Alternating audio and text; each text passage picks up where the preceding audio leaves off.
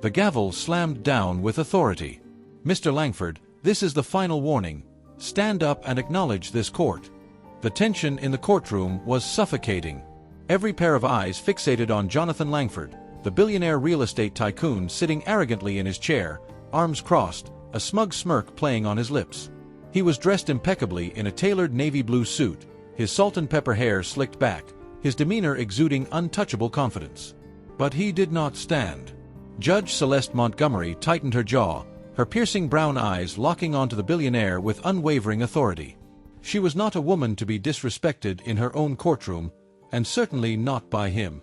"I don't rise for people who don't matter," Jonathan finally spoke, his deep voice laced with casual defiance.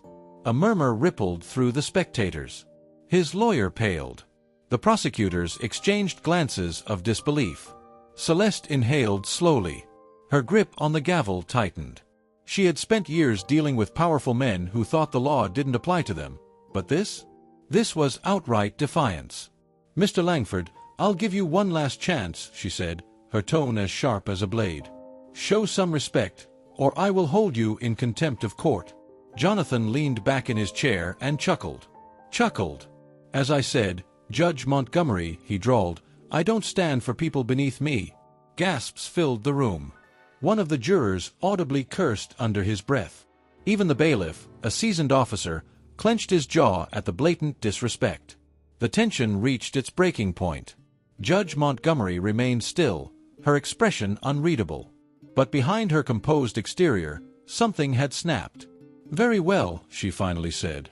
She set the gavel down with controlled precision, her voice so eerily calm that it made even Jonathan shift uncomfortably. What happened next shocked everyone, even him.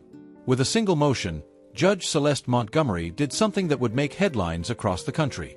Something no one, least of all Jonathan Langford, saw coming. And in that moment, the arrogant billionaire knew. He had just made the worst mistake of his life. 12 months earlier, the skyline of Manhattan glowed golden in the late evening sun, towering glass buildings reflecting the light like polished jewels. On the 57th floor of Langford Global Holdings, Jonathan Langford poured himself a glass of Macallan, the ice clinking as he swirled the amber liquid. He had just closed a $500 million deal, securing prime real estate that would soon be transformed into luxury penthouses for the ultra-wealthy. Another victory. Another step toward total dominance. His assistant, Lauren, a sharp and efficient woman in her early 30s, stepped into the office, her heels clicking on the marble floor. She carried a folder, her expression unreadable. "Sir, I need to go over something with you." Jonathan barely glanced up, taking a slow sip of his whiskey. "Make it quick." Lauren hesitated before placing the folder on his desk. "It's about the South Haven project. There's been a legal challenge, environmental concerns, displacement of lower-income residents." Jonathan sighed. "Lauren, I pay people to handle these things. Let them handle it." "Sir, the judge assigned to the case is Celeste Montgomery." This time, he looked up. His expression darkened. Celeste Montgomery. The name carried weight. She was one of the few judges in the country who had a zero-tolerance policy for corruption, corporate greed, and men like Jonathan. She was respected, feared even, in legal circles. And now, she was standing between him and his next billion-dollar project. Jonathan smirked, setting his glass down. "Then I suppose we'll have to show Judge Montgomery why people like her don't win against people like me." But Jonathan Langford had no idea. He was about to enter a war he was completely unprepared for. Would you believe that someone as powerful as Jonathan could be humbled in front of an entire courtroom? What do you think Judge Montgomery did next? 1 year later, the courtroom remained frozen in shock. For a moment, it felt like time had stopped. Jonathan Langford's smug expression faltered, his cocky grin wavering as he processed what had just happened. Judge Celeste Montgomery had stepped down from the bench. With deliberate, measured steps, she walked toward him, toward the defendant's table, without breaking eye contact. A judge leaving the bench mid-session was almost unheard of. It was a powerful, unspoken line of authority that was never crossed. But Celeste had just crossed it. Gasps filled the air as she stopped directly in front of him. Jonathan's lawyer, an aging man who had worked with the wealthiest in New York, instinctively took a step back. He knew better than to interfere. The bailiff's hand hovered near his belt, unsure if he needed to step in. The billionaire, for the first time in his life, looked uneasy. Celeste tilted her head slightly, her voice calm, controlled, deadly. "Let me make something very clear, Mr. Langford," she said. "You are in my courtroom. You don't decide who deserves respect here." "I do." Jonathan smirked, but there was tension in his jaw. "And what exactly do you plan to do about it, Judge?" Celeste studied him for a moment, then turned to the bailiff. "Officer, take Mr. Langford into custody." The room erupted into chaos. Jonathan's smirk vanished. His lawyer nearly choked. "Why, Your Honor, on what grounds?" "This is completely—" "Contempt of court," Celeste interrupted. "Defying a direct order to stand, repeated disrespect of this court, and obstruction of legal proceedings. 5 days in county jail. Effective immediately." The billionaire shot to his feet. "You can't be serious," he growled. "You want to put me in a jail cell over this?" Celeste didn't blink. "You said you don't stand for people beneath you, Mr. Langford." "Well, now you'll be sitting with them." A stunned silence followed. Then, before Jonathan could protest further, 2 uniformed officers approached him. "Sir, hands behind your back." Jonathan flinched. For the first time in his entire life, he was not in control. One officer grabbed his wrist, and as they pulled out the handcuffs, Jonathan turned toward Celeste, eyes blazing. "This isn't over." His voice was low, dangerous. Celeste stepped closer, her expression unshaken. "Oh, I know," she said softly. "Because when you walk out of that jail, I'll still be here. And you? You'll just be another man who thought his money made him untouchable." Click. The cuffs locked around Jonathan's wrists. And the arrogant billionaire was escorted out of his own trial like a common criminal. 1 year earlier, Manhattan was buzzing. News stations, online blogs, and social media exploded with the latest legal battle between the Langford empire and Judge Celeste Montgomery. Jonathan Langford had spent his entire career bulldozing obstacles in his way, quite literally. He had wiped out entire neighborhoods to make room for his luxury developments, crushed small businesses that refused to sell, and greased the palms of politicians who stood in his way. But Celeste, she wasn't for sale. Jonathan had underestimated her, and that was his first mistake. Sitting in his private office, he watched a news report on a massive screen. Judge Celeste Montgomery has refused to dismiss the case against Langford Global Holdings, stating that the city cannot prioritize billion-dollar profits over human lives. Mr. Langford, known for his aggressive business tactics, has vowed to fight back, calling the judge's decision a personal attack on capitalism. Jonathan clenched his jaw, swirling the whiskey in his glass. "She wants to play hardball," he muttered. "Fine. Let's see how she handles real power." He had spent decades buying judges, politicians, and district attorneys. What was one more? Lauren, his assistant, stepped into the room, her phone in hand. "Sir, we have a problem." Jonathan didn't even look at her. "Fix it." "It's not that simple." That made him look up. Lauren never hesitated. If she was worried, that meant something was really wrong. "She's clean, sir," Lauren said. "No scandals, no bribes, nothing we can use against her. And her approval ratings are through the roof. She's basically untouchable." Jonathan leaned back, his expression unreadable. Then, slowly, he smirked. "No one's untouchable, Lauren," he said. "Everyone has a price. Find hers." Lauren hesitated. "And if she doesn't have one?" The billionaire's smirk widened. "Then we destroy her." And so, the war between Jonathan Langford and Judge Celeste Montgomery truly began. But what Jonathan didn't realize was that this wasn't a fight he could win. Because Celeste Montgomery wasn't playing his game. She was playing her own. And she was about to change everything. Jonathan Langford had never spent a night in a jail cell before. The cold concrete bench was a far cry from his penthouse suite.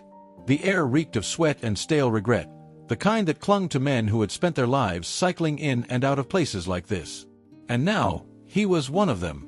He sat in silence, his fingers tightening around the edge of the metal bench. Outside the bars, 2 guards whispered to each other, occasionally glancing at him. Jonathan Langford, billionaire, locked up like a common thug. The humiliation was unbearable. His lawyer had promised he'd be out by morning, but even one night was too long. He could already imagine the headlines, the memes, the social media explosion. Jonathan Langford. Arrested. It wasn't just a blow to his reputation, it was a declaration of war. And he planned to win. The next morning, the moment the cell door swung open, Jonathan stepped out without looking back. His lawyer, Philip Gardner, stood waiting for him, an expensive trench coat draped over his arm. He looked exhausted, but Jonathan barely acknowledged him. "We're filing a motion against Montgomery," Philip said as they walked down the corridor. This was an abuse of power. Judges don't throw billionaires in jail over petty insults. Jonathan adjusted his cuffs, his face expressionless. "She knew exactly what she was doing," he muttered. "And now, I'll make sure she regrets it." Philip hesitated. "Sir, with all due respect, I think—" Jonathan stopped, turning sharply. "You think what?" Philip sighed. "I think we underestimated her."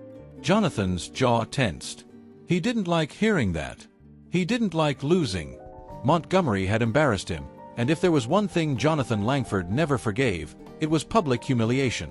As soon as he was back in his office, he poured himself a drink and sat down, staring at the city skyline.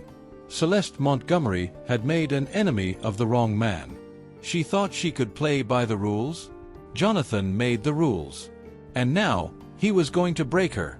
1 year earlier, Celeste Montgomery wasn't stupid. She knew how powerful men like Langford operated. They didn't fight fair. They didn't argue in courtrooms. They destroyed their opponents behind the scenes. So when the first attack came, she wasn't surprised. It started with a smear campaign. News reports suddenly surfaced, questioning her integrity. Anonymous sources claimed she had a bias against wealthy defendants. Twitter exploded with conspiracy theories, suggesting she was taking bribes from Langford's enemies. Then came the threats. Late-night phone calls. Emails with no sender. A black car idling outside her home for hours at a time. One night, she came home to find her front door unlocked. Nothing was taken. Nothing was touched. But someone had been inside. She was being warned. Still, Celeste didn't back down. If Jonathan Langford thought he could intimidate her, he had another thing coming. But then, he escalated. The next morning, she arrived at court to find a sealed envelope on her desk. No name. No return address. Inside was a stack of photographs of her taken from a distance. Leaving her house. Entering the courthouse. Even eating lunch at a cafe downtown. And at the bottom, a handwritten note. "Walk away.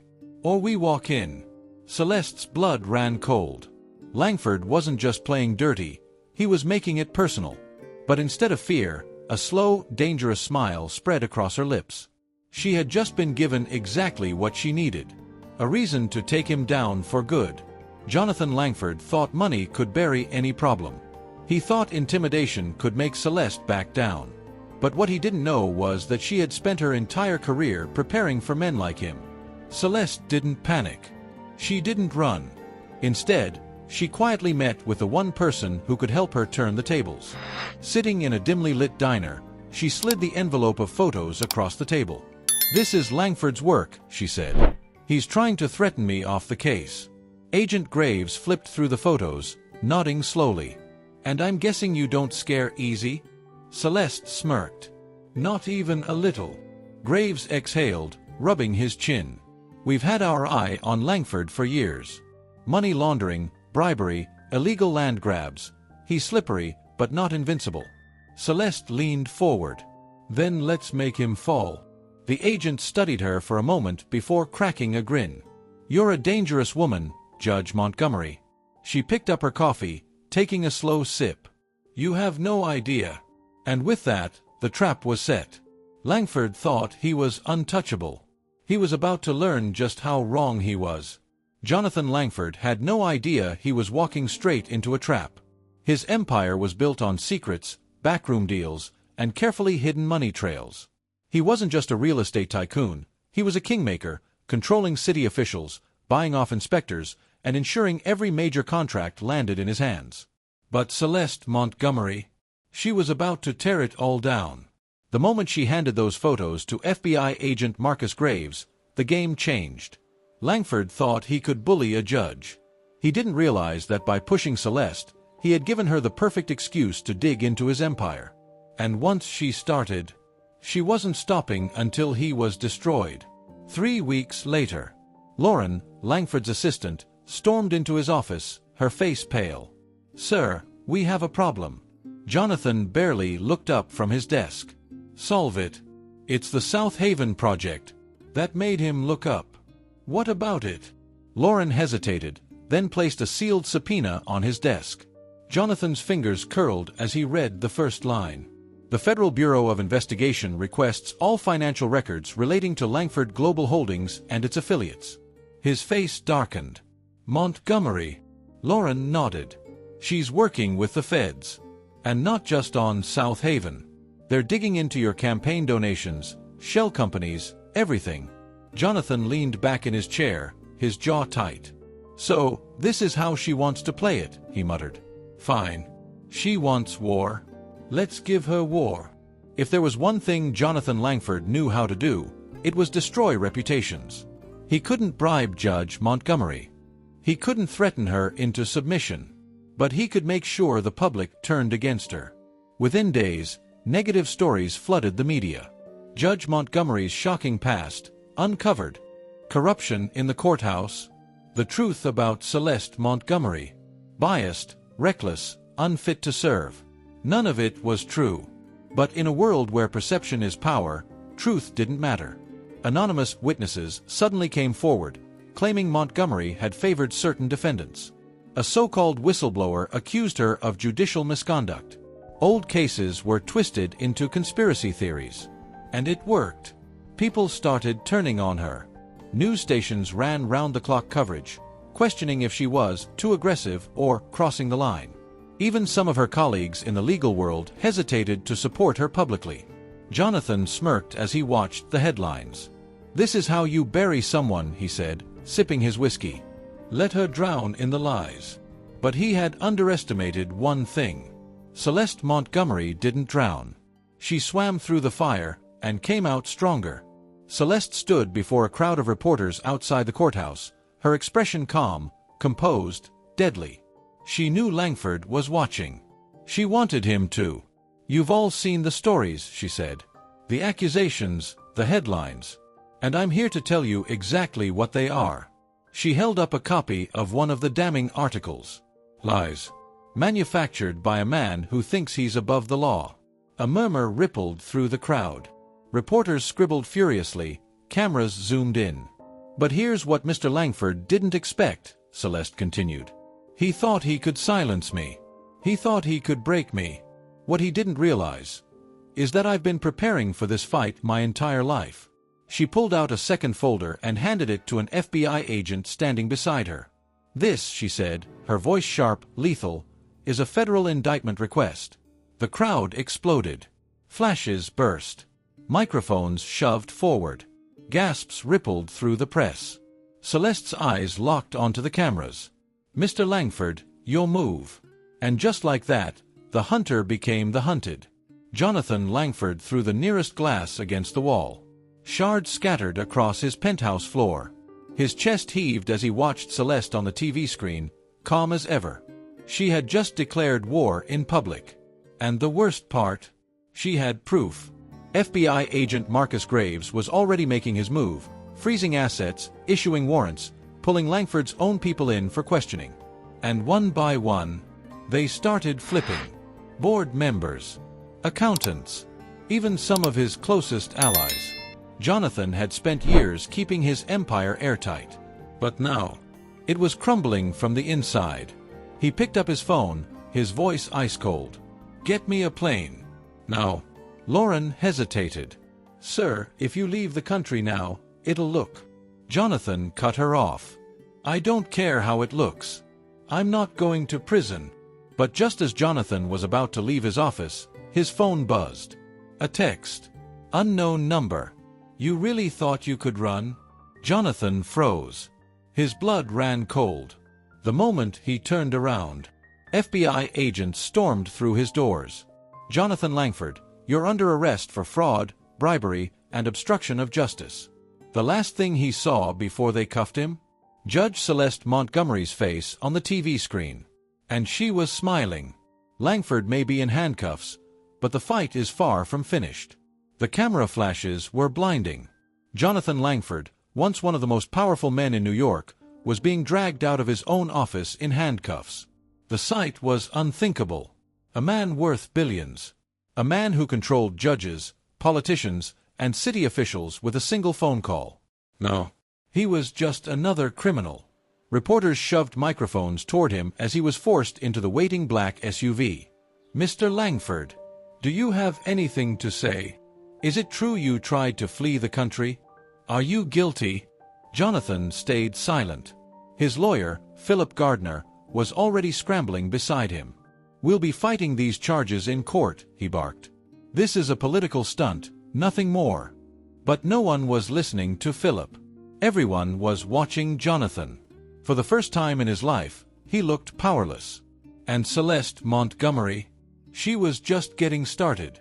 By the time Jonathan Langford was booked into a holding cell at Metropolitan Detention Center, the real damage had already begun. Judge Celeste Montgomery had worked tirelessly with FBI agent Marcus Graves to gather enough evidence to tear Langford's empire apart. The charges were brutal. Bribery of government officials. Money laundering through shell companies. Obstruction of justice. Illegal real estate acquisitions. Tax fraud totaling over $250 million. Langford's empire wasn't just corrupt, it was built on fraud, blackmail, and deception. And now, it was all coming out. Inside the interrogation room, Jonathan sat in a cold, gray-walled room, handcuffed to the table. Across from him sat FBI agent Marcus Graves, calm, professional, and completely unimpressed by the billionaire's usual arrogance. Langford smirked. "This is a waste of time." Graves leaned back, folding his arms. "You know, that's what every guy like you says before they realize just how screwed they are." Jonathan chuckled, shaking his head. "I have the best lawyers money can buy. This little stunt? It won't hold up in court." Graves slid a folder across the table. Inside, a list of names.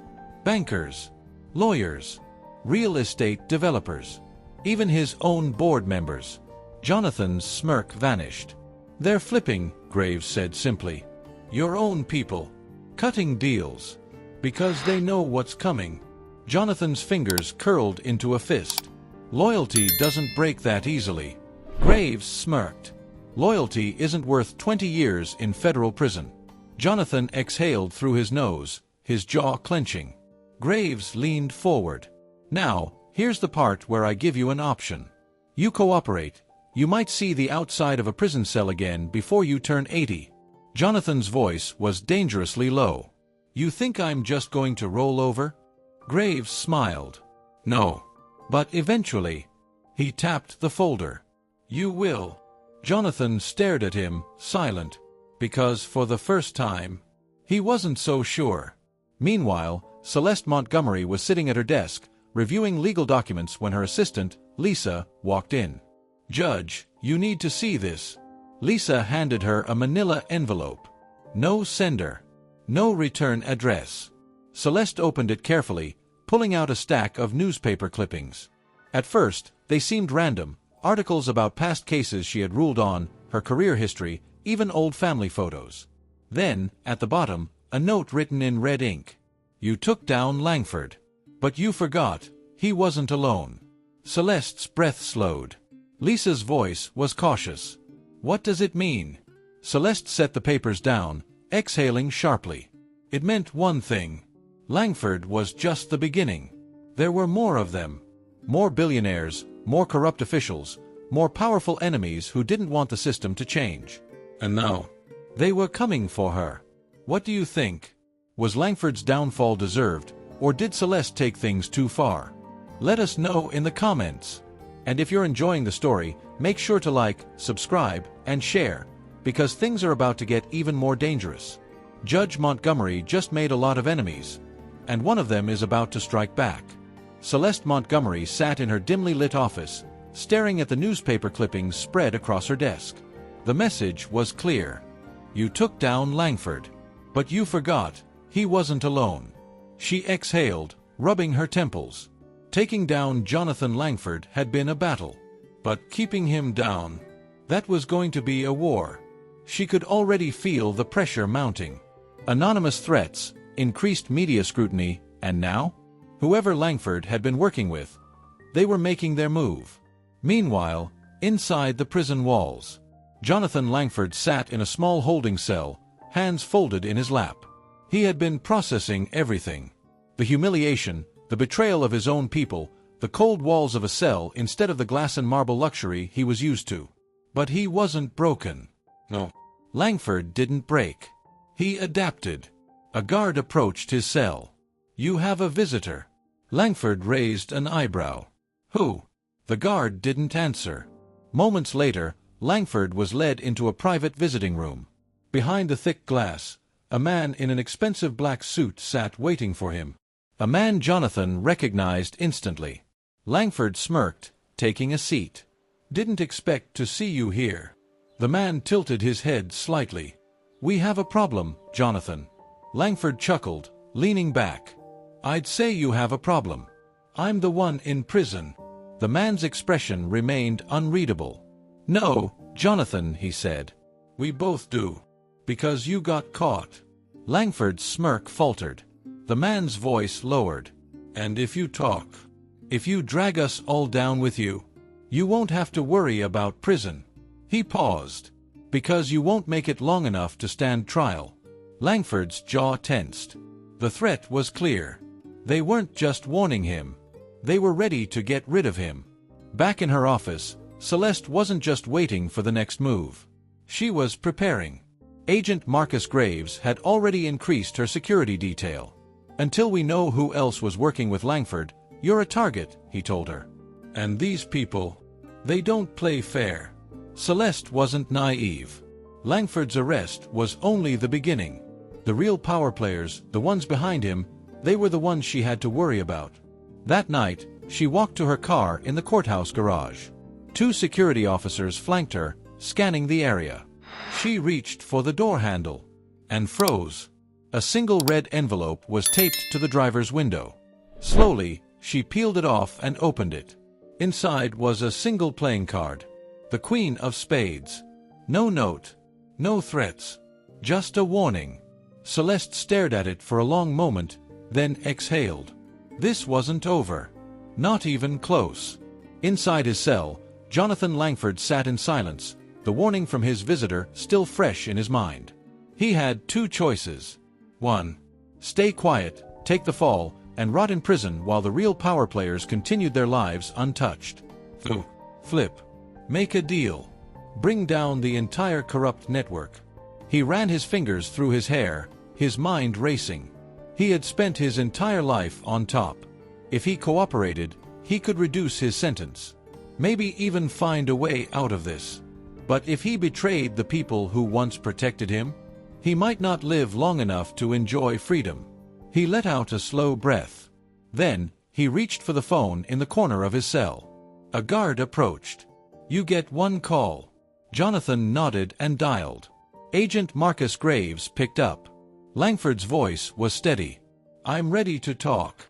Jonathan Langford leaned forward in his prison-issued chair, gripping the receiver tightly. "I'm ready to talk," he repeated. On the other end of the line, Agent Marcus Graves didn't respond right away.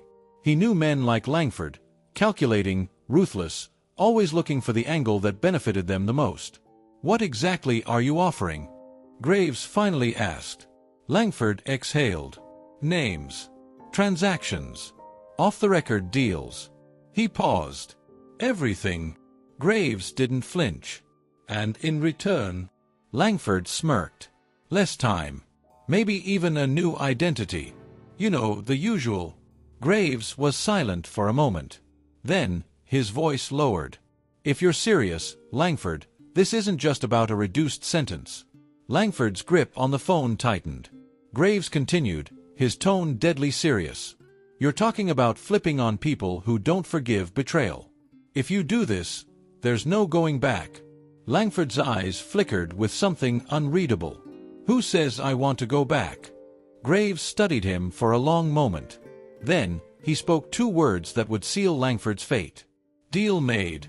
Within hours, Langford was escorted from his cell under heavy guard. No one, not even his lawyer, was told where he was going. Inside a secure FBI black site, he sat across from Graves in a sterile, windowless room. A recorder was placed between them. Graves hit play. Langford leaned in, his voice calm, measured. "You want the truth," he said. "Fine. Let's start with who really runs New York." And with that, he began to unravel everything. Names of politicians, corrupt police officials, real estate moguls, bankers, judges, even people inside the Department of Justice. He laid out entire money laundering operations, detailing how billions were funneled through charities and offshore accounts. He spoke about the hidden boardroom meetings, where the fate of entire city districts was decided over whiskey and handshakes. And most damning of all, he named the men who had sent him a warning inside prison. "Langford," Graves said, leaning forward, "do you understand what you've just done?" Jonathan smirked, but there was no amusement in his eyes. "Yeah," he said. "I just signed my death warrant." Judge Celeste Montgomery had been fighting for justice her entire career. But now, she was staring at something far bigger than one corrupt billionaire. Langford's testimony had blown the lid off a multi-billion-dollar conspiracy. Some of the city's biggest names were involved, including people she had once trusted. And now, they wanted her gone. As she sat in her office late that night, reviewing the classified report Graves had sent her, she felt it. That deep, unshakable sense that she was being watched. She reached for her phone, but before she could dial, her office lights flickered. Then, they went out. The room was plunged into darkness. She stilled, listened. A creak, a shuffle outside the door. Then, a voice. "Lo, come." "You should have walked away, Judge." Celeste's heart pounded. They had come for her, and she had seconds to act. Is this the end for Judge Montgomery? Or does she have one last move left? Drop a comment below. What would you do in her position? And don't forget to like, subscribe, and share. The final battle begins. The darkness swallowed Judge Celeste Montgomery's office. For a split second, she didn't move, didn't breathe. The voice outside the door had been calm. Too calm.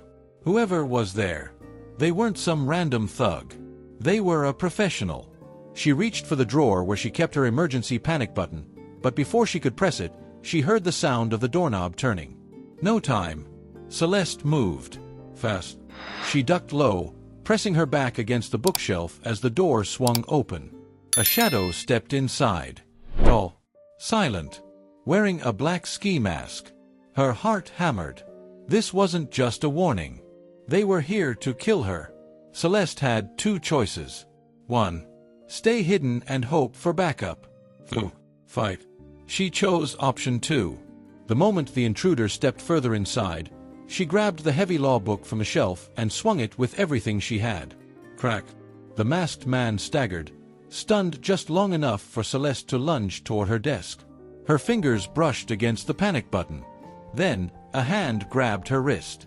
She twisted, slamming her elbow into the attacker's ribs. He grunted but didn't let go. Then, footsteps outside. A second intruder. Celeste knew she was outnumbered. But she wasn't out of options. She grabbed the glass paperweight from her desk and smashed it into the attacker's face. He stumbled back, cursing.